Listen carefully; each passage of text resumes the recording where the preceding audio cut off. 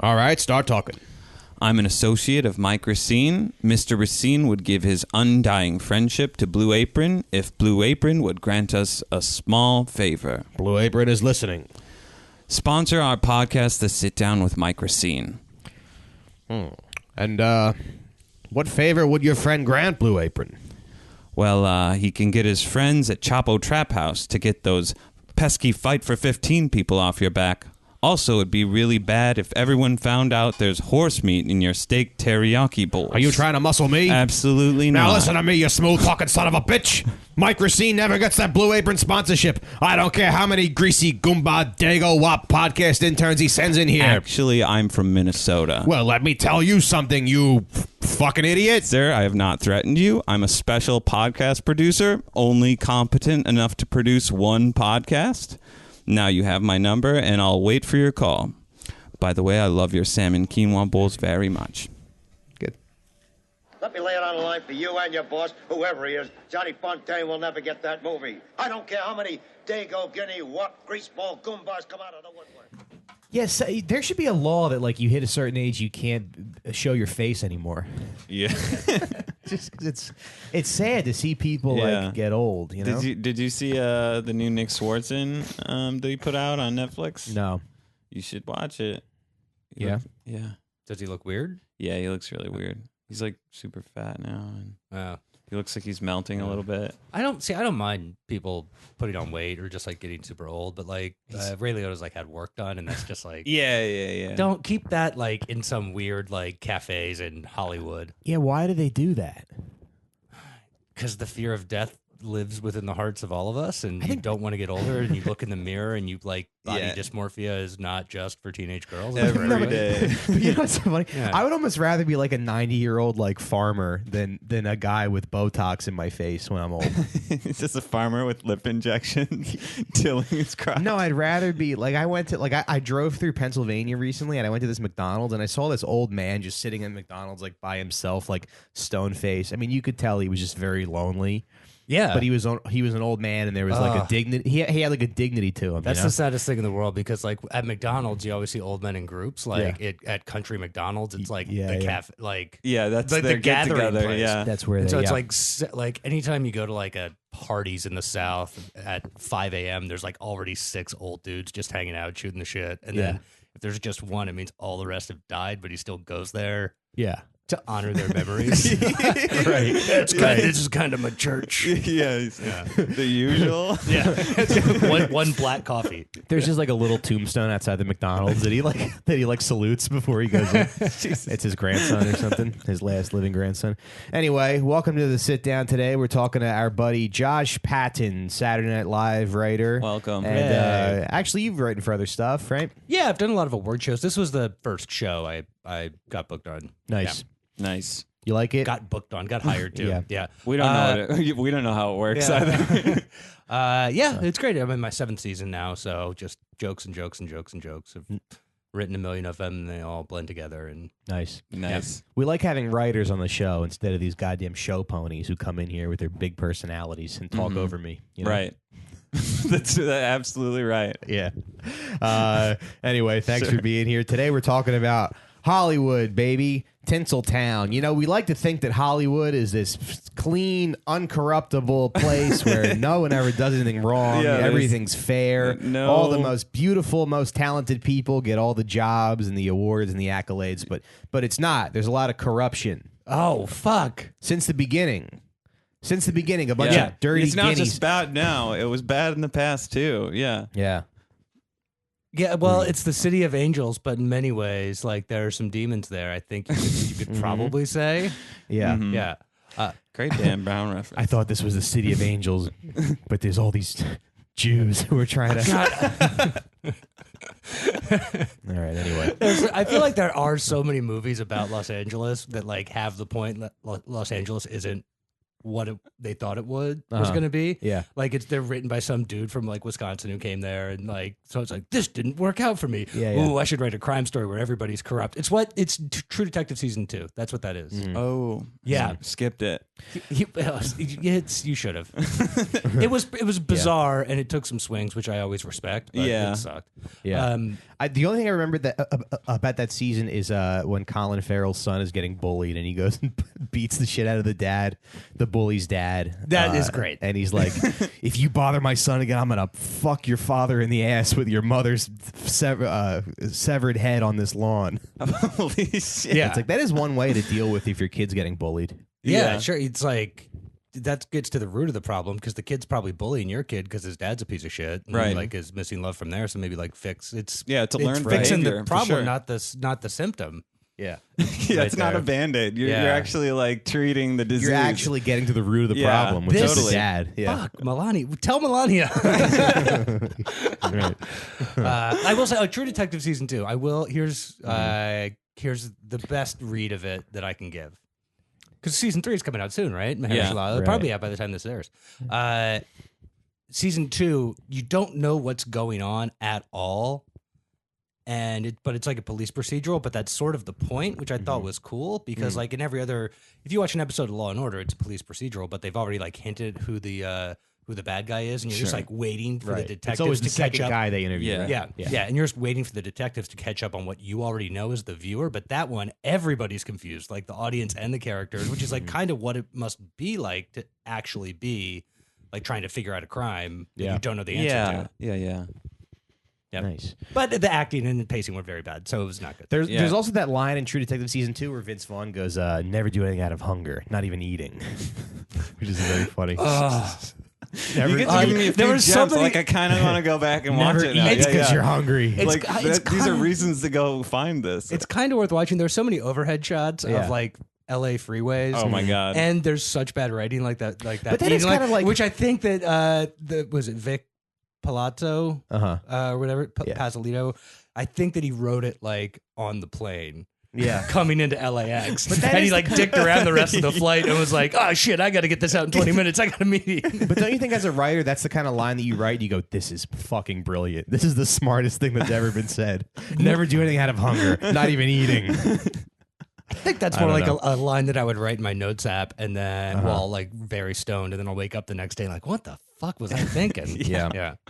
I don't do a ton. I mean, I do packets and stuff, and I write. But writing is such an emotional like roller coaster. I mean, at least for me, there's always I'm either writing something and I'm like I shouldn't have ever started this, and then some. But then sometimes you find something and you're like I'm a genius.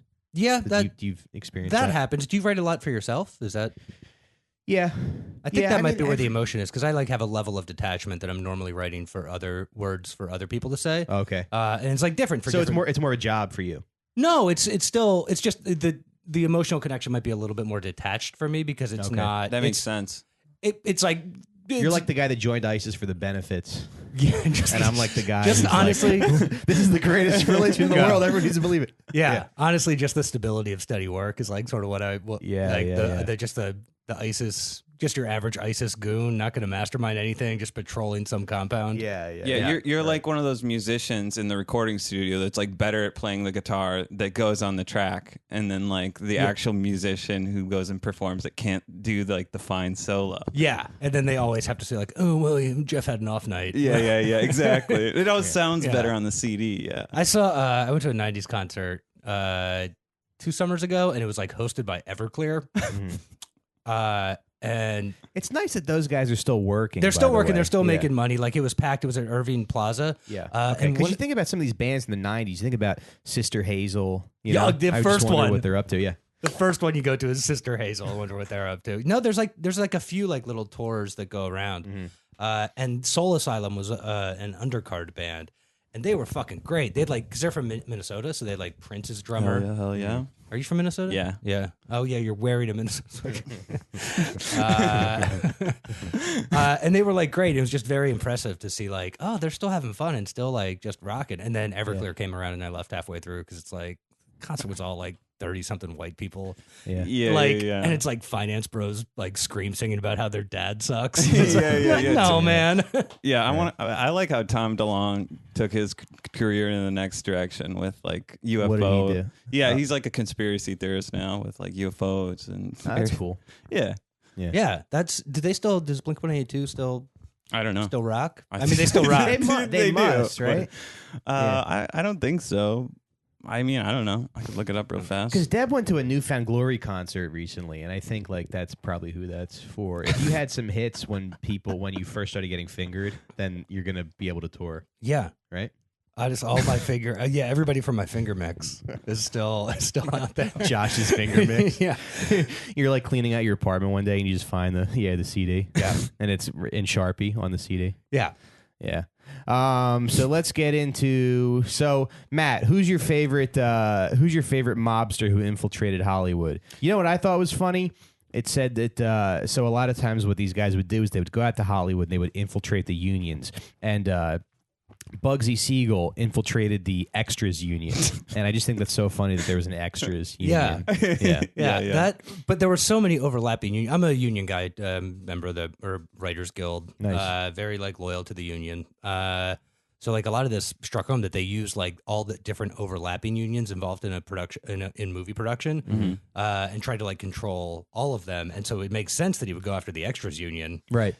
which again, That's the last piece of the puzzle. yeah. Nobody else can do my job. Right. I know. What a hard thing to unionize too, because like literally any passerby is a scab. Yeah. Yeah. Hey, you. Hey, you want $50 and a cup of coffee? Yeah. Go stand over there. And, yeah. But I'm not skilled enough to do that. Good luck finding non-union extras. My mom's cousins, she became a movie extra late in life, and she actually got a lot of work because I think like nobody lasts that long in show business, like into your 60s. Mm-hmm. So she was like on a Manhattan mini storage like ad, like on the FDR, like a bit. You could see her face on the So. I mean, like there is a little bit of skill to it. It's like you can't want a mug for the camera. Like, did you guys see at the Golden Globes? There's that Fiji water girl that went viral just for being. I didn't see that. I don't know. She's just like in the background of every photo, just with this like case of water. She said it wasn't intentional, but like now people are giving her like enough attention where she's like. Yeah, I was actually out working on the Golden Globes because Andy Samberg was one of those, and we like saw that on all the pre-show coverage, and we're thinking about, should we write a joke for this? And we're like, no, she doesn't deserve the attention of our. We don't need to like give her a bigger platform for whatever like photo bombing she was trying to pull off. Is there any illegal activity in the writers' union? Not that I know of. Yeah. I don't know. Unions are so like just beaten down and just whipped nationally now that I think that the only ones that exist Just in like general, kind like of across the board, right? Yeah. Yeah. Just for a number of reasons. I think it's a reason why wages aren't what they should be. I'm very happy I'm in a union. I get like good health benefits, and it's like it sucks to like maybe. So like, here's a good thing. This is good content now. I've been thinking a lot about the differences between like ethics and morals. Okay. So it's like a good ethical system to be in a union to where like we like threatened to strike 2 or 3 years ago, and it's like what we were striking for had nothing to do with my job, and I gained no financial benefits for it. It was like for limited shows and different writing areas than what I do, but it was still like, yeah, I'm very proud to support that because it's like the ethical choice. It had nothing to do with morals or like what it did for me personally. What was it for? It was for a different group of writers? It was for like a limited episode order shows was a big chunk of it, of like things that only get like 8 weeks and 10 weeks. Like Godless on Netflix or something like that, like a limited run. Yeah, but they would still like lock up writers for the entire year and just like prevent them from taking on other jobs and like the exclusivity of it, and then the pay rates on it were weird. I don't know the ins and outs of it, but I do know like, hey, yeah, support the union. Yeah. And like everybody that I've interacted with in our union is good. Yeah. It sounds like in the 30s and 40s it was fucked. Yeah. Yeah. Well, what's also kind of funny is like people are really into this like sort of every man for himself ideology, sort of where like people don't really think collectively because they sort of get conditioned to be like, yeah, competition, be the best at what you do, and like I don't know, I feel like you get to a point in life where you realize it's not that, like it's not. No one is that special where you're like that nobody like nobody gets to be so good at something where you're not replaceable, I guess. Sure. Yeah. I do think there's like incentives for risk taking are fairly decent in terms of like creating opportunities for other people. But yeah, nobody's like worth like $1 billion. Nobody worked hard enough to be like, you earned $1 billion. This year. Right. Here, take it. Yeah. That's not the case. I do think, you guys ever seen It's a Wonderful Life? You know that one scene where like the bank run is happening and Jimmy Stewart gives that big speech. And like, I think that a lot of people like think they're like that, but when push comes to shove, after he gives that speech, the first like old biddy who asked for like $18.32 is like, I want my $18. Like they didn't change your mind at all. It changed subsequent people's minds. And I think we think that we're like the subsequent people who are like, I'll help you out and like be part of this collective. But if we're gonna lose anything ourselves, we're just so it's it's like survivalist to just cut and run. Right. Yeah. Matt, what's your favorite union? Well, there's another story. Yeah, what's your favorite union? I would like to be an IATSE. I'm a camera operator and stuff like that, but it's like, you have to get on the right thing and do stuff. I just filmed for Meredith, part of the COG. Who's that? What's Meredith? It's like a big media conglomerate. They bought Time Inc. Oh, okay. So they have shows like Sports Illustrated. My favorite union is Blessed Union of Souls. Nice. Because they're on my finger mix. That Hey Leonardo song is nice. There's another story of, let's see, Mickey Cohen went out to Hollywood and he became friends with Harry Cohn, the head of Columbia. Oh, and this is fucked up. Harry Cohn wanted Sammy Davis Jr. dead because he was dating Kim Novak, and he was like, it's going to hurt her marketability that she's dating Sammy Davis Jr. Like I'm kissing fucking Nat King Cole over here. And then Mickey Cohen refused. He was like, no, I'm not going to do that. And then Harry Cohn was like, well, how about you just blind him? And he was like, I'm not going to do that. But he threatened to take Sammy Davis Jr.'s good eye. That's such a basic threat. Like what? That's fucking fish in a barrel. Like go after something else. That's like just a reason. It's like, hey, Magic Johnson, I'm going to to give you super AIDS. Right. All right. Right. America's like not a good place for if you're Sammy Davis Jr. Your life is just totally disposable. In his defense, Cohn, right? That was the guy's name. Was like the movie exec. I mean. In the 30s, he was right. It didn't help Kim Novak's career.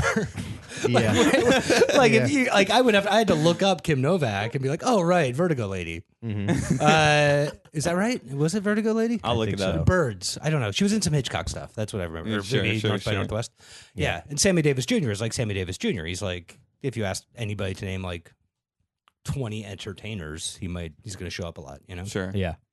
But that just goes to show you that like capitalism isn't a very good system because like there's all this money at stake and you're so afraid of losing the money that you end up being like, let's kill Sammy. If capitalism gets Sammy Davis Jr. killed, it's not a very good system. Right. Yeah, it's a very big flaw in it, but it's the same sentiment behind like a nice business you got here. It'd be a shame if something happened to it. Because it is like, you want to hold on to what you got, and I can like fuck that up for you. It's like when the union does it too, because our very first thing in negotiations is like, Netflix made $50 bajillion this year. That's our starting point. Okay, how can they get away with that? Which is basically like saying like, nice business, nice platform you got there. So it's almost like you're shaking them down. Yeah, a little it's bit. like, oh man, what if we strike? And that's like what Bugsy did. That's what everybody did. Is they got the like even one part of the union to go on strike, and then that shut down. It shuts down the whole operation, which is like just from a criminal perspective, really smart. Right. But does the writers' union negotiate like across the board, or do they do specific? I mean, obviously they do specific contracts for specific shows, but then you all strike collectively. Yeah. I guess. Okay. Yeah, it was like voting to authorize a strike is a collective strike where any WGA work or any work that would be covered by what the WGA does would be shut down. The gears on that would stop, and that's how we put pressure on them. Basically, it's like we deny them money, the ability to keep making money, right? Which isn't different from a protection racket. Only we're not like you're all good. We're all good. We're doing it passively, not violently, I guess. Look, unions are good, and I didn't mean to compare them to criminals. I don't know. I mean, Yeah. No, but I guess they're easily. I mean, they're corruptible if the wrong people are in charge of them or whatever. Oh, very corruptible. There are so many people who are on the take, like where it's because that's how the they the were mafia. like and this was like Chicago mafia, right? They got like they just went the out outfit. to LA. Yeah. Yeah, and they basically like just bribed union bosses. Yeah, they're Instead of, like- paying $100,000 to make sure no accidents were happening on set. Yeah, And just yeah, they were shaking down the studio executives. They're middlemen. You know, it's one of those rackets, and they were shaking down the studio heads, and they would give money to the union bosses under the assumption that the bosses would keep the employers in strike, like in strike mode, and like would have them walk off. Like the mafia bosses were like threatening labor strikes, Yeah. and then two of them like took over, right? Like I think so. Yeah. Yeah. That was a great because I read somewhere else too. Some guy went out to Hollywood and they were like, "We're going to destroy the movie business," and like that's how powerful the mob was. I think in the 50s, 60s, like they killed Kennedy and they were like, "We're going to destroy the movie business." Like they're going to just Take ravage. over Yeah, they're going to movies. ravage like America. Like the whole country's going to go broke because of a couple bad apples. It's- or Italians, as my that's mom would say. yeah, male. Yeah. That's how you. I Nice. think that's how you say bad apples. I think- in Italian, I right? think you're right. I went to Italy. I studied Italian for a bit and got Oh, fairly nice. decent at it. Yeah. I could order food and shit. Where'd you go? nice. Went to like Naples, Venice, Bologna, Florence, Rome. Cool. Yeah. How was Naples? Not Naples. Sorry, Milan. Okay. Yeah, I didn't go south of Rome. South of Rome. Okay. Yeah, My very northern so- Italian, very cosmopolitan. You know. Yeah. Nice. It's funny because I went to the Amalfi Coast and everybody speaks English. there. I did tell waiters to like speak English or to speak Italian to me because I would like Yeah. say like I want this and they're like, oh okay, we can get that for you. I'm like, Yeah, no, yeah. the whole point Right. of me fucking. I've been on Duolingo for months I and spent so much time on Duolingo. That little fucking owl was so proud of me. yeah. Deb and I went to Croatia and Barcelona like 2 years ago, and we didn't meet a single person who didn't speak English, like in both countries. Yeah, that makes sense. We're very Yeah. spoiled. Yeah. Yeah. But hey, when you're the best, you're the best. That's Yep. right. I think movies help out with that though. Yeah. Yeah, all like- the best movies are in English. and- Exporting and music too, I think is big. A lot of foreigners Yeah. learn from our culture. Sure. Here's a quote from Orson Welles. So he was talking about the way the mob infiltrates, unions in Hollywood. A group of industrialists finance a group of gangsters to break trade unionism, to check the threat of socialism, the menace of communism, or the possibility of democracy. When the gangsters succeed at what they were paid to do, they turn on the men who paid them. That's kind of interesting to think that like Hollywood is still, it's movies are something that everybody watches and everybody likes, but it's still controlled by a small group of people who want to like consolidate as much power as they can. And like they also, there was a big push in like the 40s and 50s to not have any communist like messages in movies and stuff. Yeah. Like the whole idea of like worker collective stuff was like strongly discouraged. And you even look at like the movies in the 80s, I think it's all very much like, right? Rugged. Rugged, like, individualism, yeah. Individualism, yeah. But that wasn't really government. That's just when we fell in love with rich people because we cut their taxes, and then Robin Leach told us that they were all very good, and it's Yeah, aspirational to have like a mega yacht. Yeah. Robin Leach, rest in hell. One of my least favorite people. I think he popularized the opinion that like lavishness is good. Yeah. Yeah. But I think that was like sort of the moment of like the 80s. Like greed is good. Is like sort of. If CNN documentaries about decades have taught me one thing, it's that the 80s were very much about greed. But Yeah, but yeah. the government would like crack down on this. That's where like the blacklist came in, like Reagan like naming names. Yeah, he famously crossed pickets like back when they were striking in 1945. Ronald Reagan was like, "Listen, you lazy bunch of fucking saps, you get back to work, okay?" But he was the head of SAG before that. Like he was very much a union guy, and then like he got red pilled. Yeah, he you know? started like posturing. He's like, "Oh, I think I could be a powerful guy here." Yeah, I don't know what like his internal thought was. Like maybe he just believed it. Like saw some of his friends were really communist. And He says like he saw the strikes as a Soviet effort to gain control over Hollywood and the content of its films. That's fucking Pizzagate, man. That's like very conspiratorial. The 1940s Pizzagate. Yeah. That's also funny, the idea of Ronald Reagan getting red pilled, and he's like, actually, it's men who are under assault from society. These women take everything from family court. Racism is bad. But you know what's worse is reverse racism. Yeah. And I mean, like, it was bad. I mean, like, there's this like line in here: the writers were seen as such a powerful force that the FBI would monitor film content for signs of radical bias or pro-Soviet. Yeah, that's what they kept notes on people who worked on like 3 different films: For Whom the Bell Tolls, Edge of Darkness, and Keeper of the Flame. So it's like weird to me that like you could just work on like Seabiscuit and then like, you know, like George Bush was like, was that what time it came? George Bush is like, there's some hidden messages in there. Yeah, the George W. Bush presidency was very much associated, just like that was the Seabiscuit years, right? Yeah. I was just trying to put everybody was talking about Seabiscuit. That was like the greatest movie, right? The greatest movie. Everybody bought a horse, like their Seabiscuit merch. Yeah, it is wild to like. Also, like, imagine being like an FBI, like you're an FBI agent, you're like training for this, and you have to go see some movie to see if they like talk about sharing. Yeah, right. And like make a note of it, like, oh, hey, the farmer guy was good in this, and not the banker. Did you ever see a movie called like Chuck Norris versus Romania or something? No, it's called Chuck Norris versus. It's about like. I think it was in Romania. It was a communist country. People would get together and have these secret viewings of like movies. They had these secret film because everything was like outlawed. Chuck Norris versus. We're gonna play some clips here. Okay. No, I just want to see. Oh man, it's called. It sounds amazing. So these were like underground, like they were like underground clubs where people would watch American movies. Chuck Norris versus Communism. It's a pretty good movie. But that's the title of it. Wait, so I'm sorry. Was this like a bunch of clips put together that these underground people in Romania, or did Chuck Norris film a movie where he beat up communists? So there was a lady who worked for the State Department, and she would like dub over American movies, and then people would like watch them together in their house. But she was like also like anti-cursing. So she would be like, she wouldn't say fuck, or she wouldn't allude to sex or anything. A hybrid feature about the magic of film and the power it has to change lives. Yeah. That kind of reminds me of that. Wikipedia page. That there was like the Mormon religion was like editing films to like make it okay.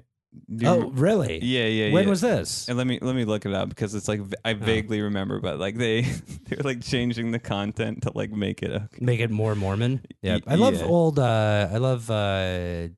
overdubbed cursing on TBS. I don't even know if they still do that because you can like say fuck whenever you want to. Yeah.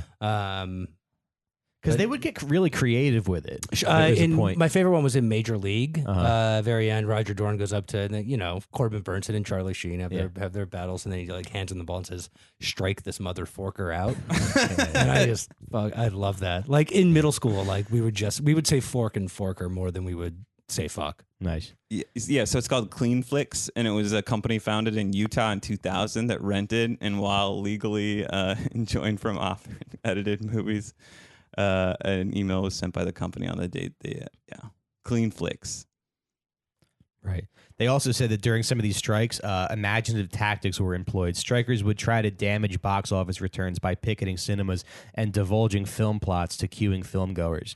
Pickets outside cinemas showing lady on a train told potential customers Ralph Bellamy is the killer and David Bruce gets the girl. That kicks ass. That's so cool. That's such a great way to like... Great fuck you to your boss. Fuck you, boss. Fuck you, scabs who made these movies. Like... Yeah. That is so great. Because, like, I guess a bunch of actors did cross the picket line. Like, they said Clark Gable, Mickey Rooney. They were all, like, scabs. But then I think Jimmy Stewart was Red more... Skelton. Red Skelton, yeah. Oh, Red Skelton had this... I remember watching him when I was a kid because my mom, like, liked his stuff. And he had this routine. He goes, okay, this next routine is called Woman Driving a Car. That's just the whole thing. That's the whole thing? And he's just doing a pantomime of, like, fixing his makeup in the mirror and, like, fixing his tits and, like... yelling out the window and rolling the windows down. And you're just like, that is how women drive cars. Yeah. Oh man, Shout out to a real one. Yeah, he walked so that Sinbad could run. Right. I guess like with you being a writer, I mean, you're working on SNL. Do you feel any like responsibility to, since so many people are seeing the show, do you feel like any kind of moral responsibility with the stuff that you write or? Nah. Yeah. An ethical responsibility from a comedian's perspective. Again, this is the difference between moral and ethics, and I do think it matters. I haven't thought this out. But the ethical responsibility of comedians is to make people laugh. So like, so long as we follow that and it feels like fair with whatever we're making jokes about, like those are like sort of the only two rules. And then you fall out from that is, you know, and it's also like joke writing. So I write like 200 jokes for like a day for 5, you know? Yeah. Typical day, like 60, 70. Okay. Yeah. So it's like it's a very much a volume business, and I'm not like self-censoring because that's what the show has producers for. Yeah. You know, I'm just writing and then seeing what sticks, that sort of thing. Right. Yeah. I think that's another thing too. People don't understand how much like work it is being in a writer's room. I mean, to produce that many like jokes before 5 o'clock, it's like a lot. And you also it's very know labor intensive. they might not. You're all basically like a be Chinese used. kid who builds iPhones. Yeah, just working on but not as shoes. but a harder worker. Yeah, my fingers are just as bloody. Yeah. It's you know, I very much like my job. It's a rewarding, worthwhile, meaningful experience, which is like from work. That's like about as much as you can ask for. But yeah, man, it's work. Yeah, you know, it's a job. It's do you sometimes just do sucks. update or you do sketches? I'll do some sketches as well. Yeah, Yeah. but mostly just update. Every week I will do update. I will never like take a week off of update. Yeah. Nice. Yeah, but no, it's a job. It's not, you know, silly times at the Goof Factory. Like, Right. you know, the only reason Willy Wonka's factory was so fun is because he had slave labor. Right. If Willy Wonka had to sit down and do the actual work of making chocolate, it would be in a depressing cement building. Yeah. It wouldn't be this wonderful, like whimsical. Yeah. It's like your girlfriend comes to visit, you have to hide like the horse and all the wildlife and sit at a desk.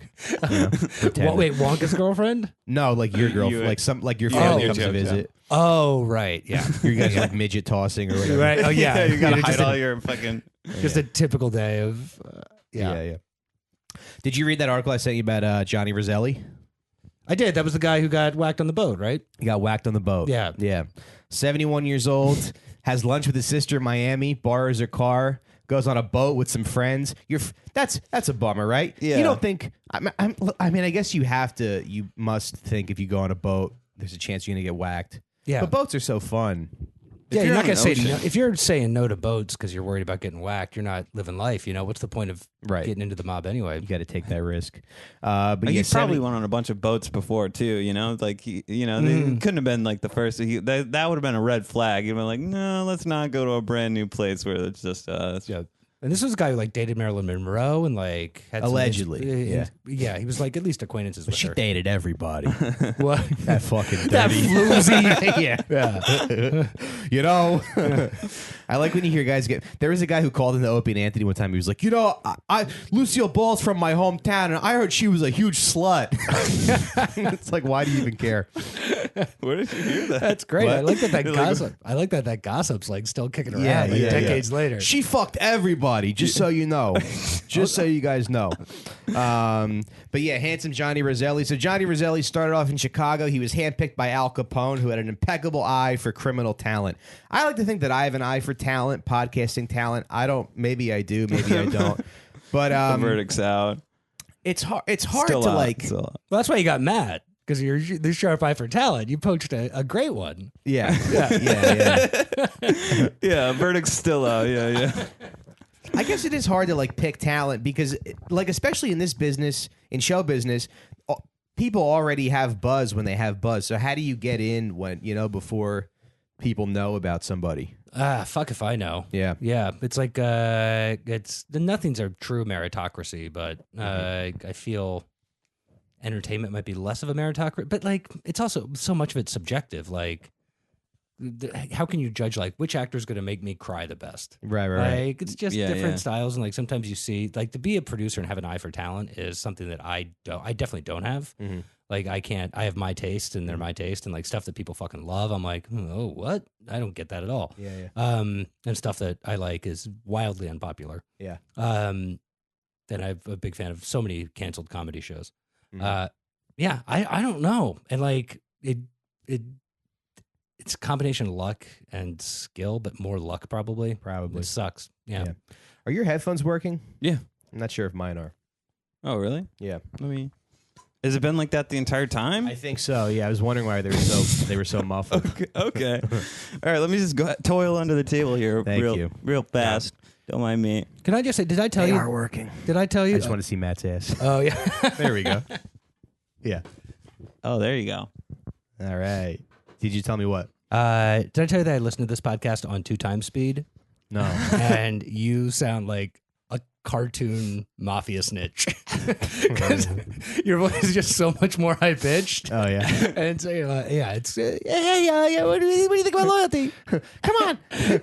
What would you do in that situation? I know what I would do. Did you listen? Did you? One of our. Did you hear? Are you hearing that? Yeah, 100%. Okay. Yeah, normally that's on the table. Sorry. Did you listen to the early episodes or the newest ones? I think I did. I've listened to everyone. Yeah. Because we're at the first few with Frank. You started with him. Oh, yeah. I couldn't imagine his voice. But it was like every. He's dead. He's dead now. Oh, He got shot to death by a social justice warrior. He got stabbed by a social justice warrior. Oh, man. You dishonor my people. They just cut his head off. Oh, no, don't cut my head off. That'll be real fun to listen to on times too. Yeah. Yeah. No, I've listened to all of them. I haven't listened to the Patreon episodes because I don't subscribe to the Patreon. Yeah, but I do. I did bring you guys a. Well, that's okay if money's tight. What? Yeah. No, it's a mafia podcast, so it's a. Oh, an offering. It's an envelope labeled services. Hey, thanks. Yeah, and there's $40 and 1 penny in there. That's so cool. So you can't divide it equally. You brought us an envelope full of money? What? Yeah, because I don't subscribe to the Patreon, but I have listened to I think every episode or most of them. Oh. We'll give you all the. You pay for content, right? I'll give you all the illegal bootleg links. Oh, sweet! I will upload those immediately. Hey, I'll give you Deborah's nudes for $40. 4001. Yeah, 4001. Yeah, but I don't like recurring payments. I try to limit those in my life as much as possible. Yeah, that's smart. It's because I'm very bad at keeping track of that forget shit. it. Yeah. So I don't want to. No offense. I don't want to stop listening, have a falling out with you guys, and then 5 years down the line, it's like I've given these guys $250. It tells you how long since Mike punched me in the face. No, that's the thing too. People unsubscribe from the Patreon all the time, and I'm like, what the fuck is happening? But it's like that person probably gave you money. Just gave you donated money for a while, and maybe they can't. Maybe their kidney's an operation or something. Yeah, and you're being selfish. 100%. And it's like that's a very empathetic way of viewing the universe. That's it's like that's very, very. I'm like, Matt, we lost a fucking subscriber. Get out of bed.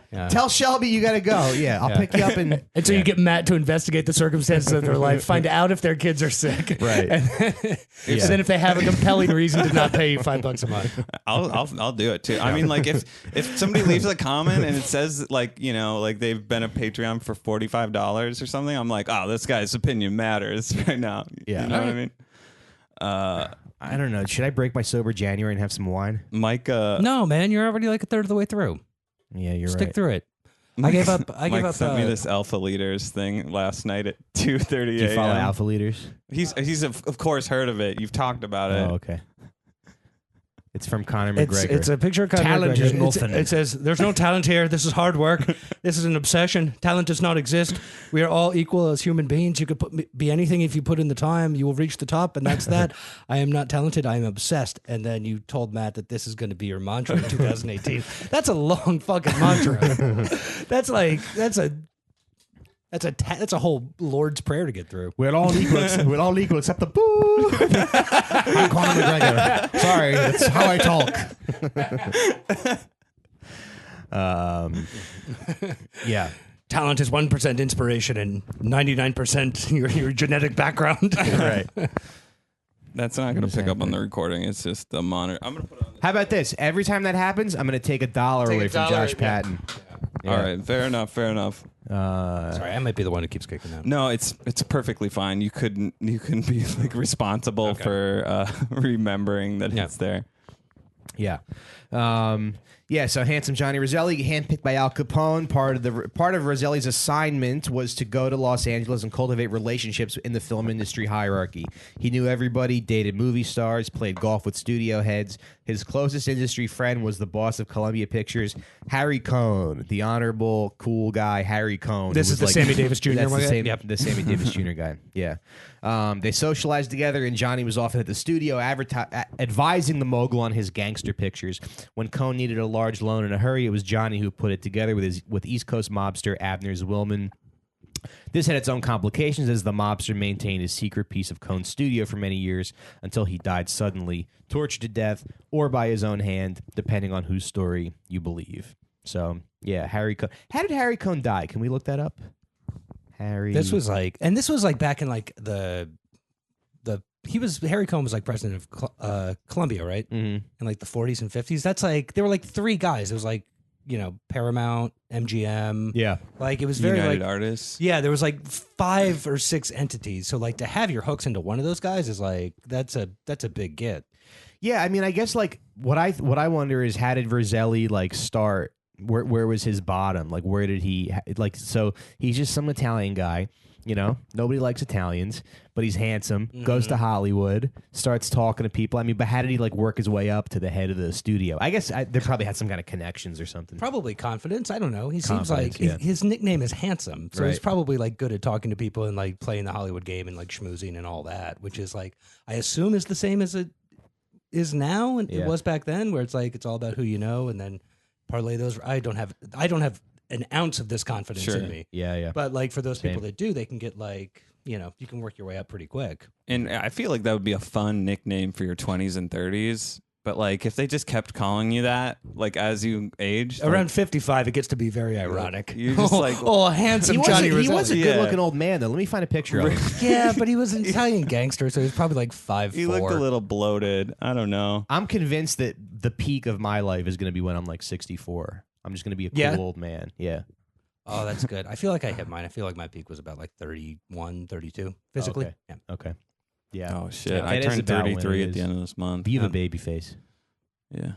No, it's everybody has a different peak. Yeah. Yeah. Like I could see you as like a real beefcake of an old man. Thanks. Yeah. Just enjoying it. Just Right. a pork store guy. Right. Yeah. He kind I of mean, looks but like that's Ric Johnny Flair. Roselli as an old guy. Yeah, he looks like Ric Flair. Yeah.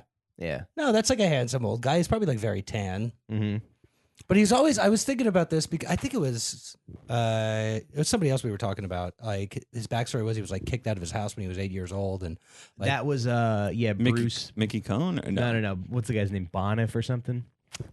Shit. Oh, Yeah. sorry, did I fuck it up? No, you're good. I fuck it have up? the guy's name written Anyway, down his right here, dad and I his forget. dad threw him out of his house when he was like 8 years old. Yeah. And one of the things that, like, as a devoted listener to this podcast, that comes up a lot of like whenever you describe an old gangster, it's like, yeah, he was an angry guy and he was really short. He was like 5'2". So like every movie had like heights them up. Yeah. But Yeah. it makes sense hearing that because they all got like sent to the streets when they were like 8 years old and had to hustle and probably like didn't taste protein until they were 30. Right.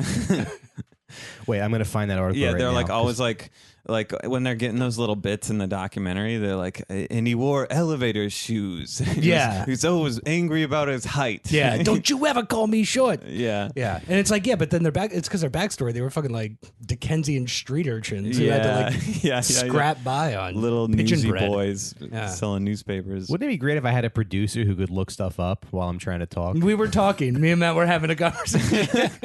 Willie Bioif, convicted Chicago panhandler who used the mob's muscle and labor connections to win a foothold for organized crime in the burgeoning film industry. Yeah, so that's the guy who's kicked out of his house when he was 8. That's so funny. That's so funny. Kicking an 8-year-old boy out of your That's and you get the hell out of here. what did he do? What I did don't he know. like looked at his mom the wrong way? Yeah, Bryce. Oh, they That's all my do. wife. They all do. Am I right? Your parents didn't hit you, did they? My dad spanked me a few times. Belt? That's because you asked for No. it. That's 'cause you asked for it. I gave him. I gave him some powder. Because you were walking around in like a pair of your mom's heels. I was spanked your ass. Yeah, this guy dressed for it. Yeah. That's so funny. Dad, come on.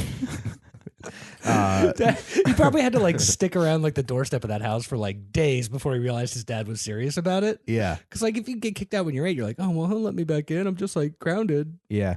But then it's like, well, my life is on the streets now. Well, shout out to his dad for committing to his decision to kick an 8-year-old out. Yeah. Honestly, I wonder- it's the discipline that every parent needs. Yeah. Yeah, and it's like there's no recourse for the adults in that era. Like I thought the government had a little more power than that. Like now, if you kick a kid out, you know, Yeah, it's like child CPS would come CPS, and yeah. William fuck Morris you up. Bioff. Let me see. Born, briefly raised in a kosher Jewish household in Chicago, but his father kicked him out on the street when he was 8 years old. Doesn't say why, though. That's weird. He had his reasons. Yeah. Worked for Al Capone and Frank Nitti. Yeah, he was one of Al Damn it. Capone's guys. Al Capone like seemed to have the eye for Hollywood being a big get pretty early, right? Yeah. Yeah, yeah. I guess he got busted like before a lot of this stuff came into play in like the late 30s and 40s. When did Al Capone get busted? He got busted for tax evasion. I know, but when? But it was Oh, like I in the don't know. 30s, I think. Probably in the Yeah, 30s, and most yeah. of like the mob in Hollywood stuff is like starting in the late 30s. And Yeah, Yeah, because Frank Nitti had taken over for him. it's kind of cool to by see this like the time. progression. You know, it's like bootlegging alcohol pre-20s and then 30s, 40s, like a little bit of cinema, and you know they have their normal rackets, and then like they eventually move into casinos around the 50s. Yep. You know, with Cuba and Las Vegas. Cuba. What are you, Will Smith? Cuba. Cuba. Yeah. Also, what's funny is, I don't know. Do you think maybe like actors' personalities, they're like easily manipulated because they just want to meet somebody who's like authentic? So they're like, oh, you're from the streets. I think me and everybody else at the Church of Scientology thinks that that's true. do you think that people with above average egos can have their egos stroked very easily and be manipulated to do whatever? There's it's pornography, Scientology. There's a lot out there. Right. I mean, I think even me, if I met somebody who was like, yeah, I'm a bank robber, I'd be like, oh, cool. You should do my podcast. Become friends, you know? He steals my dog. If he So he's a bank robber and he would also steal your dog. You think pretty highly of your dog. He's like pinching small scores like that. He's a nice dog. He's just walking the dog while he's like, everybody get down on the ground. Yeah. The dog is just there to keep everyone comfortable. Frankie just loves robbing banks and won't come home. I'm like, it's me, Frankie, it's me.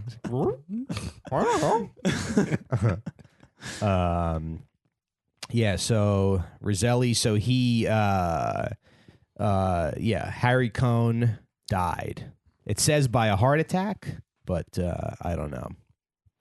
Assassinations are fun because anybody can die of a heart attack at any age. So if you find a way to give somebody a heart attack, That's true. you know? That's true. Isn't that like a Russian poison type thing that they do? Like they induce heart attacks? I think so. Like if they don't suspect foul play, it would just appear to any coroner as a heart attack. As a heart attack. If like the poison is contained, Right. like they find the body a few days later. It's really smart. I think now you can't get away with it as much because back when everybody smoked 20 packs of cigarettes a day, Yeah. like Yeah, the like hearts one were out just- of every 20 people died every day from a heart attack. Mm-hmm. Sometimes I think about AOC and maybe if she's going to be assassinated. I hope not. You think? She's so pretty. But a tremendous loss. Yeah. What a beautiful. Oh, she was a beautiful girl.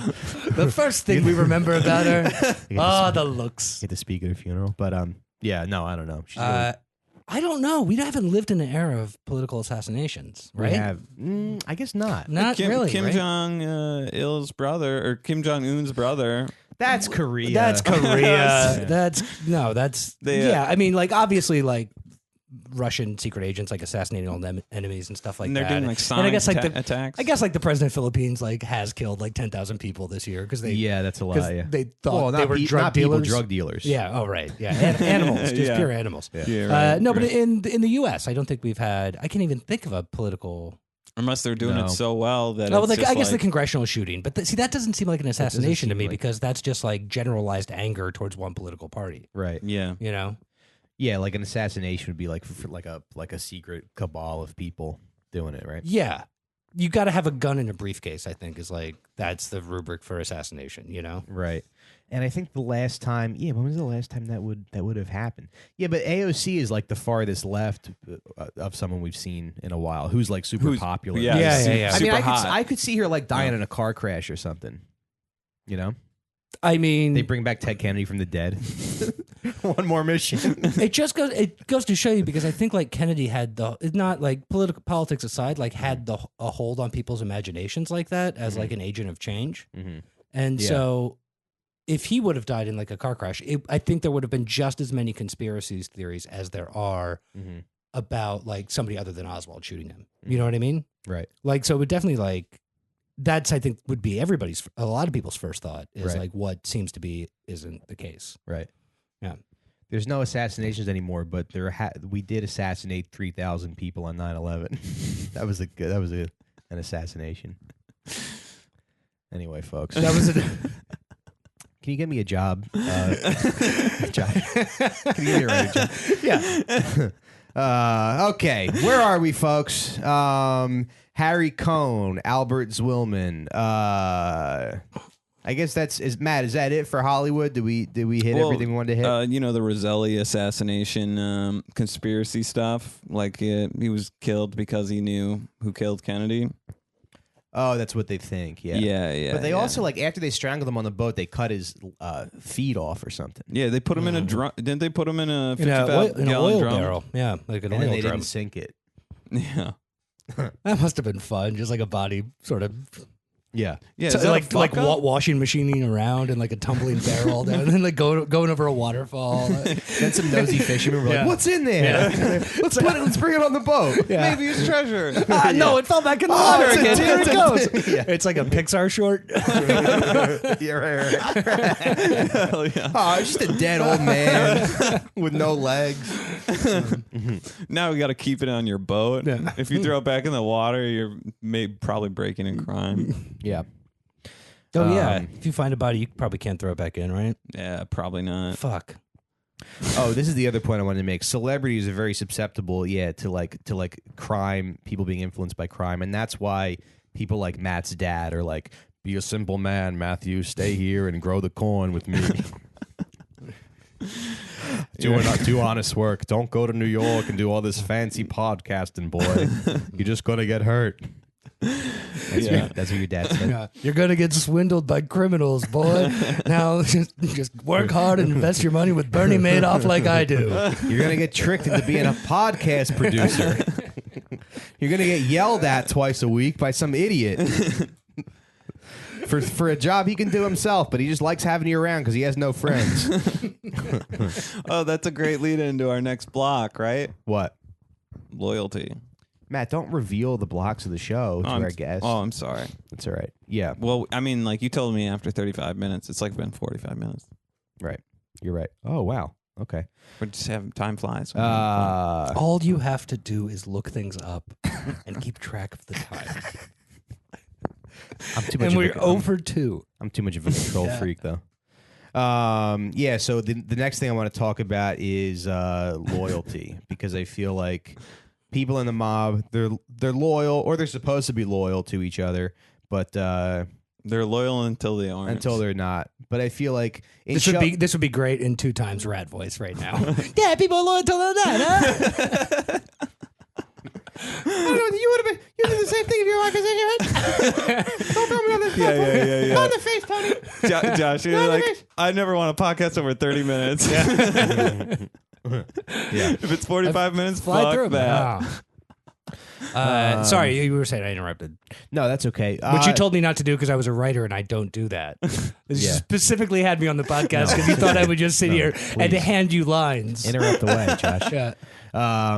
But no, we went to that holiday party this Oh, year, yeah. that Mad Men party. Yeah. I was the only one not wearing a suit. I wish I knew everybody would be in suits. I've never seen it was a Mad Men themed party. Okay. I've never seen Mad Men really. If you do nice- Google image search Mad Men No, right now, I know, and there but won't be a guy not wearing a suit. There could be like like a service boy from I the was like, 50s. I work in the mailroom. Yeah, Yeah. you're right. I didn't even notice that because I think by the time you got also- there, everybody was like 2 or 3 drinks deep. So you were Okay. fine. You were fine. Nice. So like ties were loosened and stuff was, coats were off. Yeah. But I want to talk about loyalty a little bit because I feel like, we both work for Colin in some capacity. And there's times, I guess with that Amazon thing, people were mad at him. but or they were mad at that Amazon bit What? on SNL. Yeah, recap what that is because I. Oh, the update joke. The update joke, yeah. Yeah. But I feel like one thing I will never do is turn on my friends. No. But people did that this week with their friend Louis C.K. Oh yeah, right. So this is the week of. I haven't listened to that because I don't. It's for me. It's hot merch. Yeah. It's a stolen set. Like he's trying to. Yeah. It's stolen property. I don't listen to bootlegs. I don't listen to anything like that. Like I don't ethically do it. And so I've read a couple like headlines of it, so I know the general outlines of the story. But like I'm not going to judge somebody else's comedy based on like a transcript for something that's delivered live. I wouldn't judge your stand up based on a written transcript. Based on your podcast. No, I absolutely would, and I do. Yeah. People do that on YouTube. Yeah. They're like, I've seen your stand up, and this ain't it. Yeah, whatever. Yeah. No, but Josh, totally you're use you're a decent guy. But it was weird. It was weird for me to see people like Andy Richter and Judd Apatow be super critical of Louis, and not once did they say like he's my friend, I like him, we've worked together, blah blah blah. It was all like the set's bad. This isn't good. This is bad comedy, and you would just think like, why are you?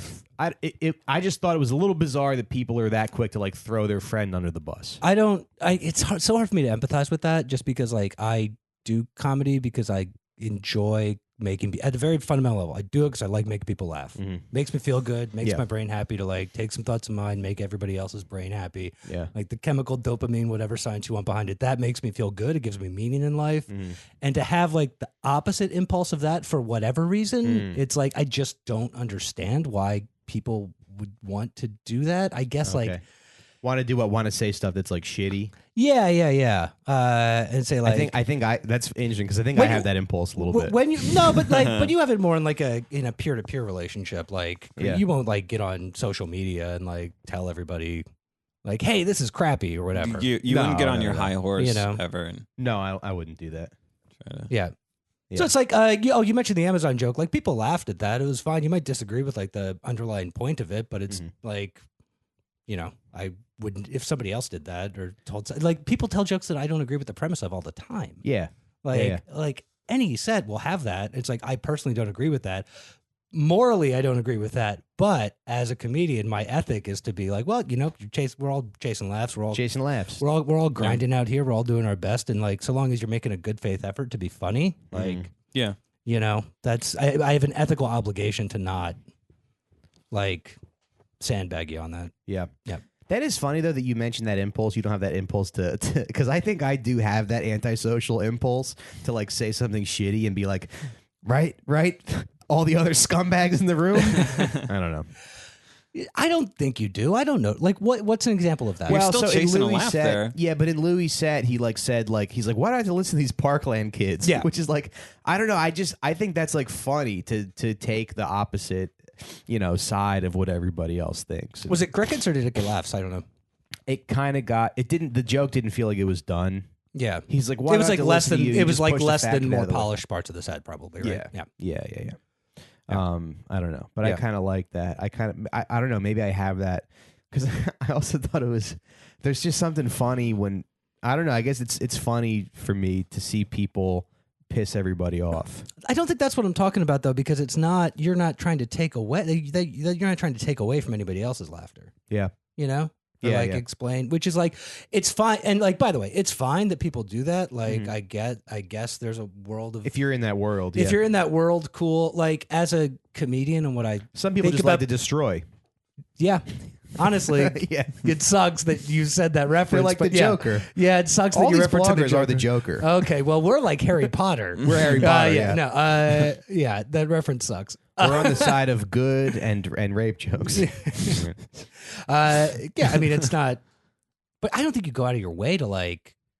No, I don't. But I like bag because I think that you're like a very craftsman of comedy. Like you care about comedy as a thing as opposed to like. Anyway, can you help me commit a crime?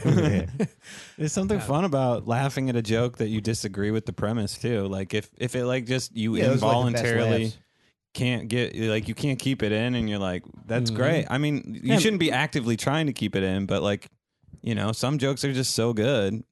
Yeah, I guess I just thought it was kind of weird that like these guys who were presumably friends of Louis just kind of completely threw him under the bus, and also like not even like just being critical of his comedy, but being I don't know. You would just think that was all online though, right? That was all like Twitter and like right. Like I don't know. I don't think that's an accurate representation of everybody's brains and actually how they think. Like I think it's a place to be outraged, and like when you like put down your phone and you turn it off, you know, like is anybody like walking around like, God damn, that comedy set I didn't like, it makes me so mad. You fucking punch a hole in the wall. Like, I don't think that, you know. You have to be reminded by your phone. You're like, oh, yeah, I am mad at Louis C.K. Yeah, or whatever, like whatever the issue du jour is. I don't know.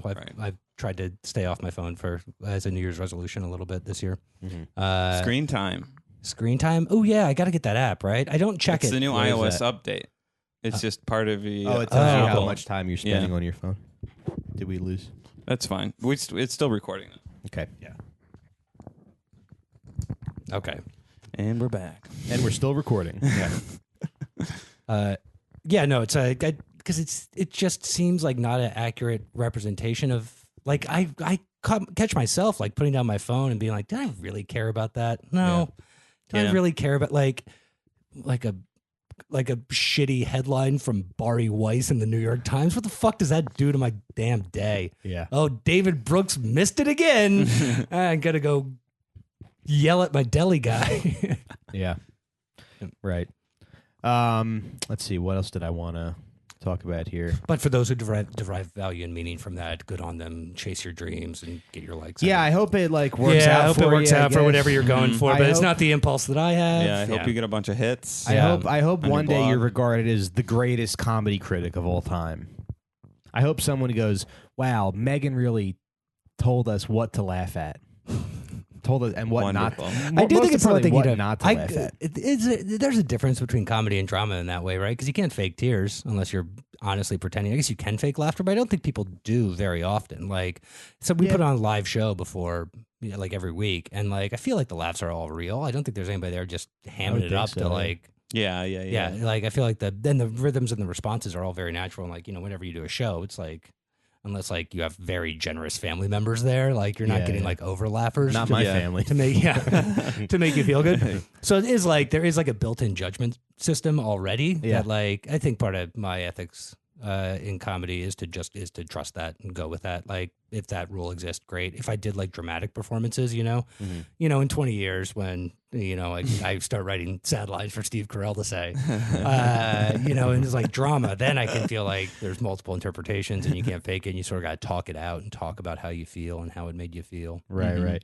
It's almost like if you want to produce comedy, you have to like shut yourself off from. You just can't be on Twitter. You can't look what people are saying because then those opinions will start to like sort of permeate your brain and your thinking. And I think if you spend if you dive too much in there, you know, it's like brains are weird, man. You kind of there's such a complex input and output in there that I read a novel for the first time in like 10 years. Nice. This over the holidays. Which one? It was what my mom gave me. I told my mom to get me a book that she likes because she like reads 100 novels a year. That's a great. And it was a book called The Nightingale. She was like, Josh, I just read books about women. I said, great. Yeah. Sex, right? Yeah, But she doesn't read sex books. There was a sex scene in this, which I thought was very funny because I have to talk to her about it tomorrow. It's about like two sisters in Nazi-occupied France and like the moral choices that they make. It's why I'm thinking about morals and ethics because a lot of times they have to make an ethical choice that's not necessarily a moral choice and vice versa. Okay. Oh. Yeah. And who do they have sex with? Oh, a revolutionary named Gaetan. Okay. I think that's how you say his name. Yeah. Nice. And then later she has there's a lot of rape too. There's a lot of rape. That's she gets a raped by bummer. like a Nazi captain who's in her house. Yeah. Spoiler. Yeah, jeez. Spoiler. The Nazis were the bad guys. Yeah, officers I didn't. too. I thought they Yeah. were. I thought. It wasn't an enlisted Nazi. Yeah, it was thank like God. Yeah, it wasn't just following orders. I didn't even know that about the Nazis. But yeah, Add one more thing to the list. No one ever talks about that. All right, cool. Well, we covered loyalty. Well, Josh, you've got a job at NBC, and Did you see the next plot? I just noticed. It. Okay. you got a nice union, comfortable union job. You got a nice little Twitter following. So let's do a little segment we call. I've just actively said that everybody on Twitter sucks. Let's do a little segment we call Ask Josh About Child Pornography. Because Matt has this bad habit where like he can't get off the phone. Like whenever he calls, we'll like discuss what we need to discuss, and then he just stays on the phone like he's like not even, my mom doesn't even do that. I don't even know. I'm like his second wife. He's like a girlfriend. Okay, he's just like you hang up, you hang up, sort of thing. No, yeah. I'm trying to convey to him that I just don't like being on the phone for that long. I was recently just given that cue. One of these days, I'm going to be at a doctor's office and they're going to be like, "You have brain cancer. Did you spend too much time talking to Matt?" It's going to be Matt because I held the phone to my you're just gonna head for too long. You're gonna flash back a montage of silence. Me telling him about my new monitor that I bought for my video games. So I said this like a week ago. I said that. Do you remember Kazaa back in the Kazaa days? That was like the follow up to Napster, right? Where you could like there's like file sharing, right? Yeah. So they had pornography. And I was about 12, 13 when Kazaa came out. Okay. And I found this clip, and so you remember, like, it's middle school and you're just horny all the time, and everyone at your school is also 13, and you're just excited by. So I found this clip on Kazaa. It said so I was 13. It said 14-year-old lesbians. Okay. And I'm like, okay. Oh, they're like my age. It's a girl's my age. Sure, yeah, you know? And but as soon as I opened it up, I was like, this is child pornography. You felt wrong watching it as a 13-year-old? Yeah. Okay. As soon as it came on the screen, I was like, no. Okay, so you're pitching it over to me for like a counterpoint? No, I'm saying like yeah, you were right.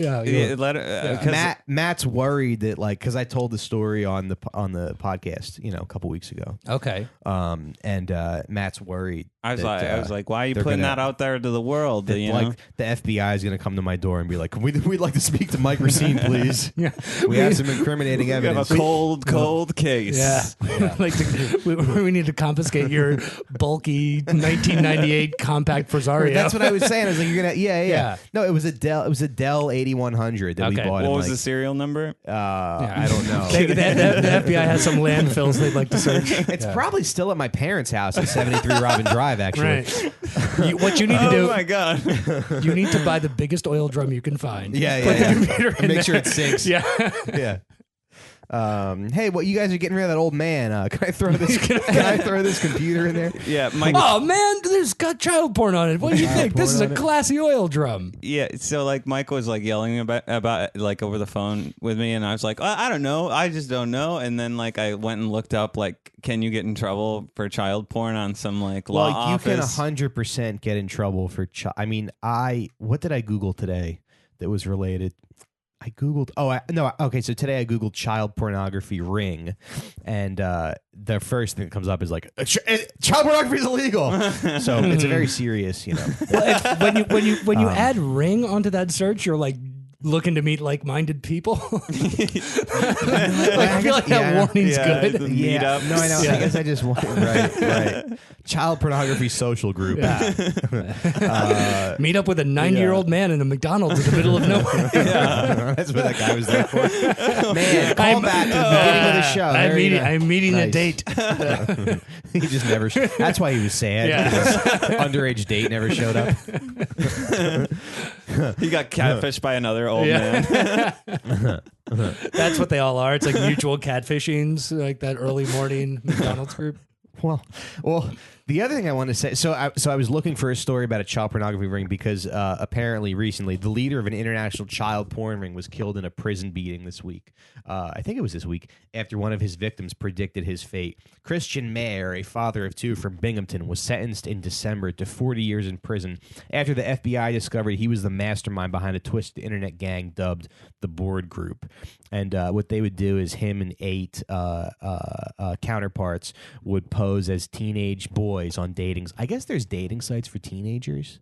Oh, there are? Which is crazy. Yeah, I guess they would like, but they'd like use social Snapchat. sites, right? They like use Snapchat to send their dicks to each other and everything. Yeah. Wait, is this the board If group? I have a daughter, if I have a teenage daughter, I'm checking her phone every single day. That's not helping your case. To make sure she's not Don't say that. just to make sure she's not Just leaving through the camera. sending nudes to people. Is the board group? Is it BOARD? No, BORED. Well, at least they built in an alibi for themselves. Like Yeah. they got, we were Hey, bored. yeah. You try living in Idaho. Yeah. We had gone through all the Come rest on. of Pornhub. It does feel like that sometimes, though. But Yeah. they would convince young girls to strip, masturbate, and perform other sex acts via webcam, and then I think what they did is they even lured some of their victims to cut themselves on camera. So I think they sold the Jesus. footage to people. Yeah, which is like Oh, that would explain it. Because I always wonder like where all that. I don't always wonder, but like I do wonder like where it comes from. That Where like it people comes like people who actively like have a bunch of like Jared from Subway. Like somebody had to like make that. yeah. So it does like Yeah. it sucks, but There's like, I guess there's like people who like distributor, convince. There's a camera operator. He actually walked to the child porn studio every day, and that's how he lost the weight. It was like in a shack on the outside of town, so it was like a long walk. Well, because like A lot of hills, Jared's a lot of footpaths. wasn't Jared's whole thing that he walked to Subway every day? Yeah, Yeah, Subway. yeah. And That's he how he walked lost there back weight. and forth. Yeah. So really, I mean, the Subway was next to the next to the child porn studio. in the same mini mall. Yeah. That sucks. Every child porn thing is like just so grim when you Yeah. like when you scratch the surface of it and try to get details about anything other than like, oh, the guy from Subway got caught with child porn. Yeah, no, he's good. Okay, Long improvement. we've written a joke about that. We didn't write that one. Yeah. Okay, Thank we're God, better than thank that. God. No, of course. because somebody else did it earlier in the week. I think one of the other update writers, guy P. Schultz, wrote. Colin did that on stage too. He was like, "What, Jared from Subway?" Yeah, he really because that happened over the summer, and so like 2 weeks before we came back for SNL, and he was like, "Guys, we got to talk about Jared." Yeah. There was one I didn't write it, but one of the other update writers wrote. He's a dark guy. People don't get that a bit. He's a very dark guy. Yeah. Colin, Yeah. very dark guy. Yeah. Got some secrets, right? Why don't you say one of your secrets about him that you know, and I'll say one on the count of three. I'm just kidding. You guys just both like simultaneously say Yeah, child man. pornography. I'm No, glad- but he wrote that- he wrote that, we're both loyal to our capital. boss. Yeah, Yeah, we're- we both have successful Stockholm syndrome. But he wrote that sketch where Pete Davidson, the Dead Poets Society sketch, right? Oh yeah, That was him? Yeah. Where Pete Davidson gets his head cut off. But anyway, so yeah, that guy Oh, yeah. was beaten to death in prison. So The, that's moral our choice. That's our feel-good story of the week. Is that would be a moral choice, right? Right. I feel like the prisoners beating him Well, up. I'm sorry. What is the difference between morals and ethics? Morals is a personal value system, and ethical is an agreed upon societal system of behavior. Okay. Morals tend to be more like how stuff like your own personal moral Your code own versus the ethical thing. A good example that I think of, and I haven't researched this at all. I'm No, making this please. all up Yeah, entirely. It's if We're all you're learning it from makes each sense other. though. if Except you're for Matt. No one learns anything from Matt. if you're a doctor, He's got a 7th grade reading level. Soft brain. if you're a doctor in Pakistan and you're just like a good doctor, Yeah. right? You do your thing and you have your code. First, do no harm. You help people, and like you're just in your ER and somebody wheels in Osama bin Laden to with like an infection that you can very easily treat. The moral thing to do might be to not do that because he's like a mass murderer. Right. But the ethical thing to do as a doctor is to do your job. Okay. That's like a difference that I think might be real, or I don't know. Yeah. I'm gonna be, No, that dude. sounds I tell you, good. I've peaked physically at 32. I'm just gonna get fucking fat and ugly and just talk about like moral quandaries. I'm gonna be. You got to read this book. I'm gonna be. Hey, Booked. why do you think I Yeah. podcast? I'm gonna be booked. Nobody knows what I look like. I'm just gonna go on Tucker Carlson show every day and just get fucking laughed at and dunked on. Yeah. Tucker Carlson. He's going to be a friend of the show. Yeah, it doesn't surprise me. But anyway, do you yeah, so that guy was beaten to death. Do you have siblings? I'm the youngest of 6. Oh, of 6. Yeah. They're all the same parents? Yeah. Oh, where are you from? South Carolina. Okay. Yeah, but we're Catholics from the Midwest, so like Indiana is where all my family's like from. Okay. Yeah. Cool. Because you know what's funny is Deborah's actually the youngest of 7, and she was telling me that her and her siblings. So she has 1 biological sister and then 5 step siblings, but she's the youngest. And she was telling me that when they were kids, they would they had a computer that was like hooked up to the TV, and their parents would go to bed early, and they would all just like go into chat rooms and like catfish people, and that was like how they bonded. Her and her 7 siblings, they would just be on the TV like with the computer hooked up to the TV, and they would get dick pics and all kinds of stuff, and they would hang out and make food and laugh at people's dicks, and I just feel like that's the most beautiful. Yeah, I used to. I remember when chat roulette was like a thing when that first came out. Kind of, and it was like I think I went to like 1 or 2 parties where it's just like we just put chat roulette up on the TV and just like cycled through dick after dick after dick and saw weird dicks and good dicks and average dicks. Nice. Yeah, and mostly just like pale dicks. It's mostly like pale dicks where somebody had just shaved it and they wanted to like test run it to the world. Oh, really? Like they just like groomed themselves for the first time, and it's That's like great. fire up the camera, baby. Nice. A bunch of razor burn. And she said she had dial-up internet too, so you'd watch the dick like slowly, like on the screen. So That's great. when you were 13, and because you said you had like, what did you say? How did you get your porn? You like went to porn sites or Kazaa. Kazaa, yeah. Okay, so Kazaa was like when I was in college. When I was 13, I like literally dialed Went to the woods? the library's phone number. You like had to enter into your computer in order to access like a listserv type thing. Yeah. But there was porn on there, and I do remember like waiting for like just this. And when your parents can walk in your room at any moment, it was like very tense to like have like half a dick that's still loading, but you don't want to cancel out of it, Right, Because then you gotta like start the whole process again. Yeah, I remember that. That's so good. It's like you might as like at that point you might as well just like rub against your cousin or something, you know? There's Right, just everybody? something fun about a slow reveal down. You're like, oh, I like those eyes. I hope I like the rest of what's gonna happen here. Right, because it would take time to like. Yeah. I would also download like pictures of wrestlers too, but like you would, the stuff would get interrupted. Yeah, totally. Anyway, guys, that might be it for the episode. Anything else? Any plugs? Saturday Night Live. Check out a little show called Saturday Night Live. I had a small part in a show called Alien News Desk, which is going to be on Sci-Fi coming up in I think February. I don't know. It's an animation show, so I worked on it last summer. Cool. Awesome. Well, this will probably come out like early February. So. Oh, perfect synergy. Yeah. Nice. Any plugs for you? I play video games on Twitch. Twitch.tv/FatManderson. Oh yeah. Crushing Fortnite, dude. Nice. And what else, guys? Support us on Patreon if you want. If you even want to support us for a couple months and back out, it's very easy to just sign up, pledge a few months, and leave. You know, however much you want to, much or little you want to donate, we certainly appreciate that. That's one way to support us. The other way, we know there's about 3,500 of you guys listening on iTunes. If you haven't left a 5-star rating yet, please go ahead and do that.